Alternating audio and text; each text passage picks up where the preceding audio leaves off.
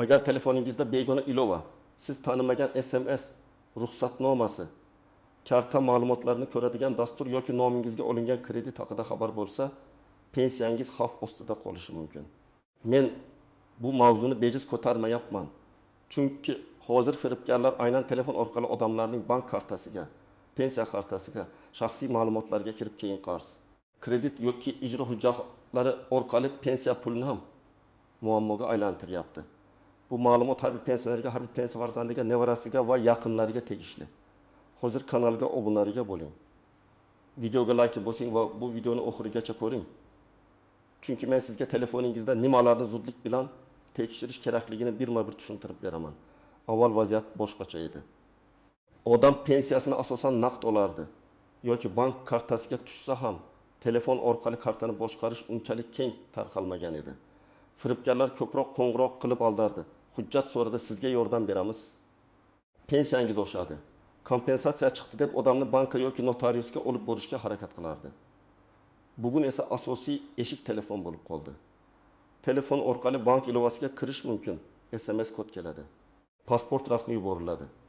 Karta raqami saqlanadi. Kredit arizasi beriladi. Onlayn mikroqarz rasmiylashtiriladi. Hatto elektron imzo yoki shaxsni tasdiqlash jarayonlari ham telefon orqali amalga oshiriladi. Shuning uchun men aniq aytaman. Telefoningizdagi birgina xato ruxsat, birgina begona ilova, birgina SMS kodni aytib yuborish pensiyangizga bevosita ta'sir qilishi mumkin. Bu degan davlat hech qanday sababsiz pensiyani olib qo'yadi degan emas. Pensiya qonuniy asos bo'lmasa bekor qilinmaydi. Lekin agar sizning nomingizga qarz chiqsa, kredit rasmiylashtirilsa, aliment, jarima, soliq, kommunal qarz yoki sud qarori bo'yicha ijro ishi ochilsa, bank kartangizga tushgan pensiya puliga cheklov qo'yilishi yoki undan ma'lum qismi ushlab qolinishi mumkin. Ko'pincha odam men hech narsa qilmaganman deydi. Lekin tekshiruvda uning telefonidan tasdiqlangan SMS kod, uning pasport rasmi, uning kartasi, uning nomiga ochilgan ilova yoki akkaunt chiqadi. Hozir firibgarlar avvalgidek faqat karta raqamingizni ayting demaydi. Ular o'zini bank xodimi, pensiya jamg'armasi vakili, mahalla xodimi, ijtimoiy himoya bo'limi, soliq, prokuratura, hatto mobil operator vakili qilib ko'rsatadi. Telefoningizda virus bor, pulingiz xavf ostida. Pensiyangiz bloklanadi. Kartangizni himoya qilamiz. Yangi tartib bo'yicha ro'yxatdan o'tishingiz kerak deb qo'rqitadi. Keyin sizga biror ilovani o'rnatishni aytadi. Masalan, masofadan boshqarish dasturi, ekraningizni ko'radigan dastur, himoya ilovasi deb nomlangan noma'lum apk fayl yoki bank ilovasiga o'xshagan soxta dastur. Agar pensioner shunday ilovani o'rnatsa, firibgar telefon ekranini ko'rishi, kelgan SMS kodlarni o'qishi, bank ilovasiga kirishi, kartadan pul yechishi yoki nomingizga kredit arizasi yuborishi mumkin. Eng yomoni, ko'p odam buni darhol sezmaydi. Pensiya tushgan kuni karta bo'shab qoladi. Yoki bir necha oy o'tib bankdan sizda qarz bor degan xabar keladi. Keyin esa qarz undiruvi boshlansa, inson pensiyamni olib qo'yishyapti deb o'ylaydi. Aslida jarayon telefon orqali boshlangan bo'ladi. Birinchi navbatda bank kartasiga pensiya oladiganlar ehtiyot bo'lishi kerak. Ayniqsa, karta telefon raqamiga ulangan bo'lsa, SMS xabarnoma kelsa, mobil bank ilovasi o'rnatilgan bo'lsa, telefonni farzand, nabira yoki qo'shni ham ishlatsa xavf oshadi. Men amaliyotda ko'p ko'rgan holat. Pensionerning o'zi bank ilovasidan foydalanmaydi, lekin telefonda ilova bor. Uni bir paytlar farzandi o'rnatib bergan. Parol oddiy. Masalan, tug'ilgan yil yoki 1234. Telefon yo'qolsa yoki begona odam qo'liga tushsa, karta ham, pensiya ham xavf ostida qoladi. Ikkinchi xavfli guruh telefoniga har xil bonus, yordam puli, kompensatsiya, pensiya oshirish, subsidiya tekshirish degan havolalardan kiradigan odamlar. Bunday havolalar Telegram, WhatsApp, SMS yoki Facebook orqali keladi. Matnda sizga 20-200 ming so'm yordam puli ajratildi. Pensiya yoshdagilar uchun yangi to'lov. Faqat bugun ariza topshiring deb yoziladi. Odam havolaga kiradi, pasport ma'lumotini yozadi, karta raqamini kiritadi, SMS kodini tasdiqlaydi. Shundan keyin pul yechiladi yoki shaxsiy ma'lumotlar firibgar qo'liga o'tadi. Uchinchi xavfli guruh nomiga kredit yoki mikroqarz chiqishi mumkin bo'lganlar. Hozir ayrim moliyaviy xizmatlar masofadan ariza qabul qiladi. Albatta, qonuniy tashkilotlar shaxsni tekshiradi. Lekin firibgarlar odamning pasport rasmi, selfisi, telefon raqami va SMS kodini olsa, turli yo'llar bilan ariza topshirishga urinadi. Natijada pensioner men kredit olmaganman deb yuradi, lekin tizimda uning nomi turadi. Agar qarz sudga yoki ijroga o'tsa, pensiya kartasiga ham cheklov kelishi mumkin. Agar telefoningizda faqat rasmiy do'konlardan o'rnatilgan ilovalar bo'lsa, bank ilovangiz parol. Biometrik himoya va alohida PIN bilan himoyalangan bo'lsa, hech kimga SMS kod bermagan bo'lsangiz, karta ma'lumotlarini hech qayerga yozmagan bo'lsangiz, nomingizga qarz yoki ijro ishi yo'qligini tekshirgan bo'lsangiz, vahimaga tushish kerak emas. Lekin men umuman xavf yo'q demayman. Chunki ko'pincha xavf odam bilmagan joydan chiqadi. Masalan, telefoningizda eski app fayl qolgan bo'lishi mumkin. Brauzerda karta ma'lumotlari saqlangan bo'lishi mumkin. Telegramda shubhali botga pasport rasmi yuborilgan bo'lishi mumkin. Oddiy misol, pensioner ayolga pensiyangizga qo'shimcha 600 ming so'm beriladi degan xabar keladi. U havolaga kiradi, ismi, familiyasi, pasport seriyasi, karta raqami va SMS kodini yozadi. Bir daqiqadan keyin kartasidan 922 ming so'm yechiladi. Bu holatda pensiya bekor qilinmadi, lekin pensiya puli ketdi. Yana bir misol. Erkak kishi telefoniga AnyDesk, TeamViewer yoki shunga o'xshash masofadan boshqarish dasturini o'rnatadi. Chunki unga bank xodimi shunday degan. Firibgar uning ekranini ko'rib, bank ilovasiga kiradi. Pulni boshqa kartaga o'tkazadi. Keyin pensioner bankka boradi, lekin operatsiya uning telefondan tasdiqlangan bo'ladi. Isbotlash qiyinlashadi. Yana bir vaziyat, nabira o'yin uchun bobosining telefonini ishlatadi. O'yin ichida to'lov qilinadi, kartadan pul yechiladi yoki shubhali reklama orqali zararli ilova o'rnatiladi. Bobosi buni sezmaydi, pensiya tushganda pul kamayib qoladi. Shuning uchun men doim aytaman. Pensiya kartasi ulangan telefon oddiy o'yinchoq telefon emas. U moliyaviy hujjat kabi ehtiyot qilinishi kerak. Pensiyaning o'zi qonun bilan himoyalangan to'lov. Lekin qonunchilikda ayrim holatlarda pensiyani ushlab qolish mumkin. Masalan, sud qarori bo'yicha qarzdorlik bo'lsa, aliment bo'lsa, ortiqcha to'langan pensiya aniqlansa, jarima yoki boshqa majburiy undirish bo'yicha ijro hujjati bo'lsa. Odatda bunday ushlab qolishning miqdori ham cheklanadi. Hammasini birdan olib qo'yish to'g'ri emas. Lekin amaliyotda odamlar ko'pincha farqni ajratmaydi. Bank kartasi blok bo'ldimi? Pensiya ushlanib qoldimi? Karta bo'yicha qarz yechildimi? Avtomatik to'lov ishladimi? Ijro hujjati keldimi? Bularning har biri alohida masala. Masalan, sizning nomingizga 5 million so'm mikroqarz rasmiylashtirgan bo'lsa va siz to'lamagan deb ko'rsatilsa, tashkilot sudga murojaat qilishi mumkin. Sud qarori chiqqandan keyin ijro organlari qarzni undirishga kirishadi. Agar pensiya bank kartasiga tushsa, kartaga cheklov qo'yilishi yoki pensiyadan qonunda belgilangan miqdorda ushlab qolinishi mumkin. Siz esa telefonimda nima bor edi? Pensiyam nega ketdi deb qo'lishingiz mumkin. Shuning uchun telefon xavfsizligi pensiya xavfsizligi bilan bevosita bog'liq. Yana bir muhim jihat, ortiqcha pensiya to'lovlari. Ba'zan odam boshqa daromad, boshqa holat, ishga joylashish, chetga chiqish, vafot etgan shaxs nomiga to'lov davom etishi kabi ma'lumotlar vaqtida yangilanmasa, keyin ortiqcha to'lov aniqlanishi mumkin. Bunday holatda tegishli tashkilot ortiqcha to'langan summani qaytarishni talab qiladi. Telefon bu yerda nimaga aloqador? Chunki hozir ko'p xabarnomalar, arizalar, tasdiqlar elektron shaklda keladi. Agar telefon raqamingiz eskirgan bo'lsa, begona odam ishlatayotgan bo'lsa, SMSlar sizga emas boshqaga ketsa, muhim xabarni ko'rmay qolishingiz mumkin. Men sizga amaliy ro'yxatni tushuntiraman. Birinchi navbatda telefoningizdagi ilovalarni ochib chiqing. Siz tanimagan, qachon o'rnatilganini bilmagan, nomi g'alati belgisi qalqon, tozalash, himoya, bonus, kredit, yordam, VPN, remote support, assist kabi so'zlar bilan kelgan ilovalarga e'tibor bering. Ayniqsa, telefonni masofadan boshqaradigan dasturlar juda xavfli. Agar siz bunday dastur nima uchun kerakligini bilmasangiz va uni o'zingiz ongli ravishda ishlatmasangiz, uni o'chirish kerak. Ikkinchi, ruxsatnomalarni tekshiring. Android telefonlarda sozlamalarga kirib ilovalar bo'limidan har bir ilovaning ruxsatlarini ko'ring. SMS o'qish, kontaktlar, kamera, mikrofon ekran ustida ko'rsatish. Bildirishnomalarni o'qish, maxsus imkoniyatlar, qurilma administratorligi kabi ruxsatlar eng xavfli hisoblanadi. Oddiy fon rasmiy ilovasiga SMS o'qish nega kerak? Oddiy chiroq ilovasiga kontaktlar nega kerak?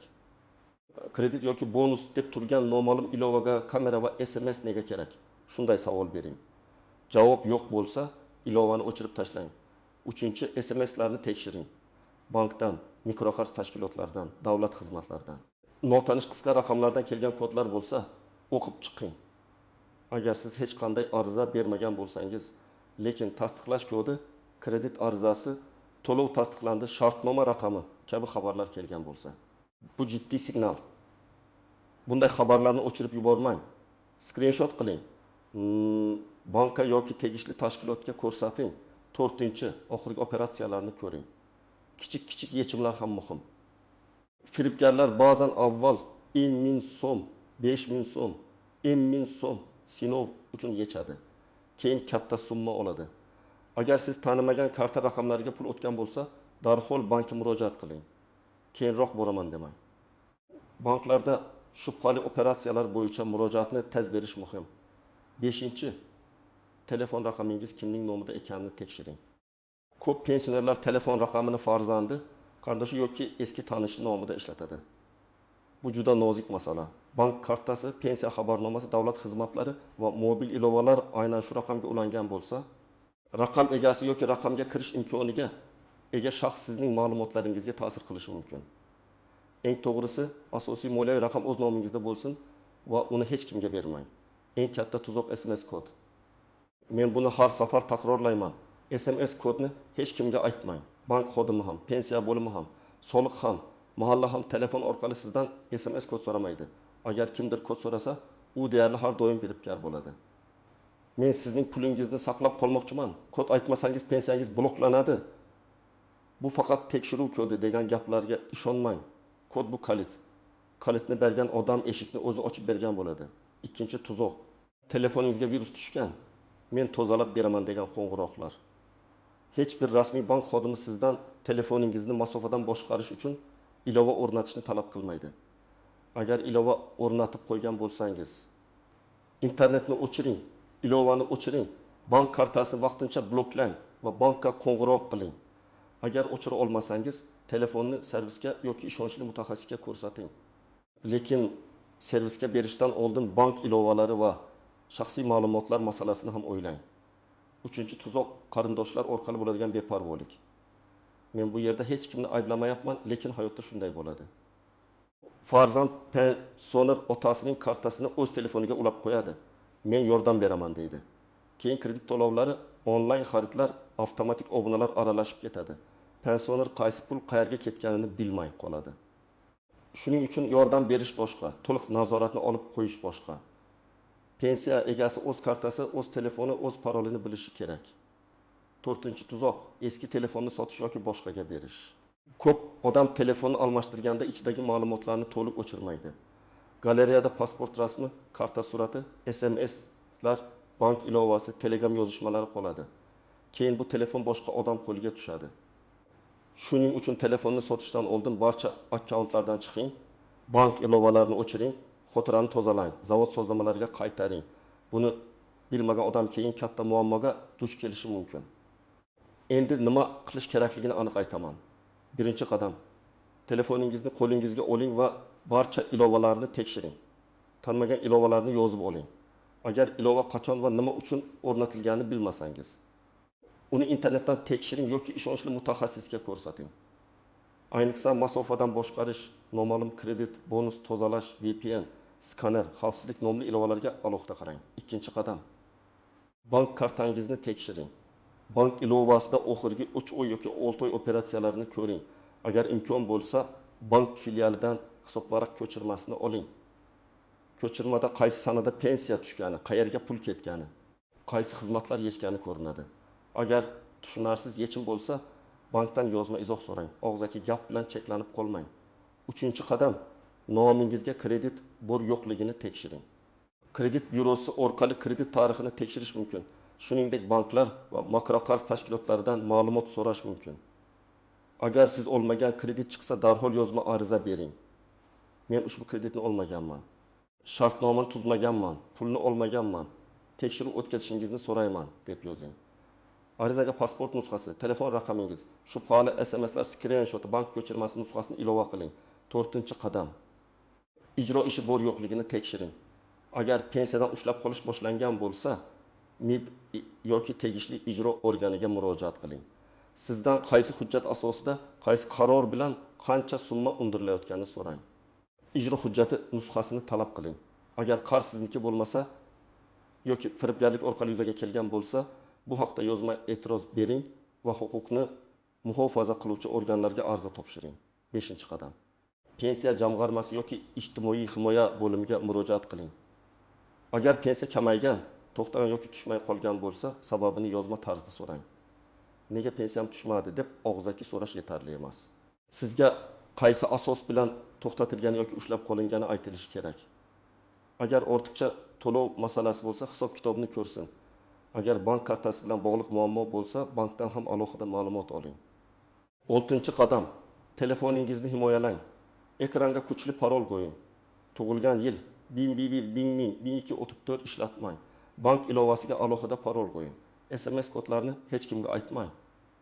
Telegram yoki WhatsAppga kelgan havolalarga pasport va karta ma'lumotlarini kiritmang. Ilovalarni faqat rasmiy Play Market yoki App Store'dan o'rnating. Noma'lum app fayllarni o'rnatmang. Telefon yo'qolsa, darhol SIM kartani bloklang, bank kartasini bloklang va bankka xabar bering. 7-qadam. Yaqinlaringiz bilan gaplashing. Agar oilangizda pensioner ota-ona, buvi, bobo bo'lsa, ularning telefonini birga tekshirib chiqing.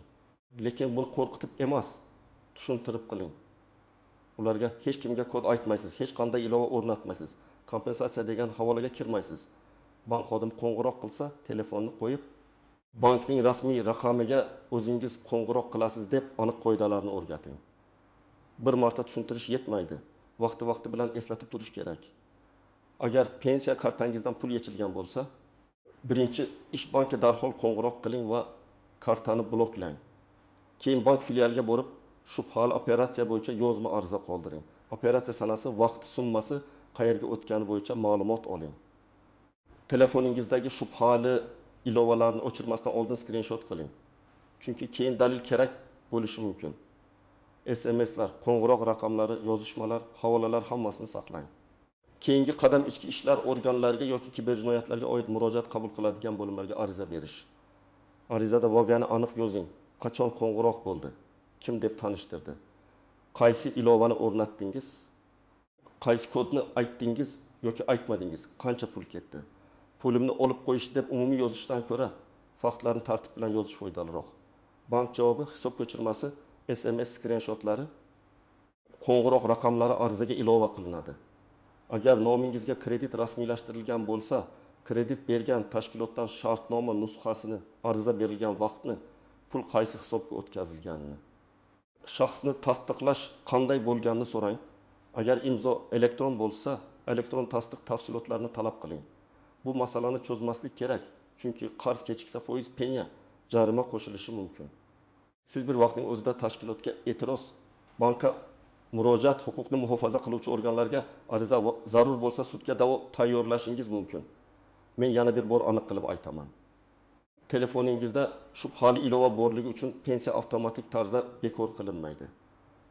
Lekin o'sha ilova, o'sha SMS kod, o'sha havola orqali sizning kartangiz bo'shatilishi, nomingizga qarz chiqishi, bank hisobingizga cheklov qo'yilishi va pensiyadan ushlab qolish jarayoni boshlanishi mumkin. Shuning uchun bu mavzu qo'rqitish uchun emas, oldini olish uchun aytilyapti. Bugun tekshirsangiz, ertangi katta muammoning oldini olasiz. Telefoningizni hoziroq tekshiring. Tanimagan ilovalarni ko'ring, ruxsatnomalarni ko'ring, bank operatsiyalarini ko'ring, SMS kodlar tarixini ko'ring. Nomingizga kredit yoki ijro ishi bor yo'qligini aniqlang. Yaqinlaringizga ham ayting. Ayniqsa yoshi katta insonlarga bu qoidalarni tushuntiring. Firibgarlar ko'pincha qonunni bilmaydigan, texnologiyani tushunmaydigan, qo'rqib tez qaror qiladigan odamlarni nishonga oladi. Biz esa bilsak, tekshirsak, yozma murojaat qilsak va kodlarimizni bermasak, ularning yo'lini ancha toraytiramiz. Izohlarda yozing. Sizga ham pensiyangiz bloklanadi. Karta xavf ostida, yordam, pul chiqdi degan qo'ng'iroq yoki xabar kelganmi? Tajribangizni yozsangiz, boshqa odamlar ham ehtiyot bo'ladi. Videoga like bosing, kanalga obuna bo'ling va bu ma'lumotni ota-onangiz, qo'shnilaringiz va yaqinlaringizga yuboring.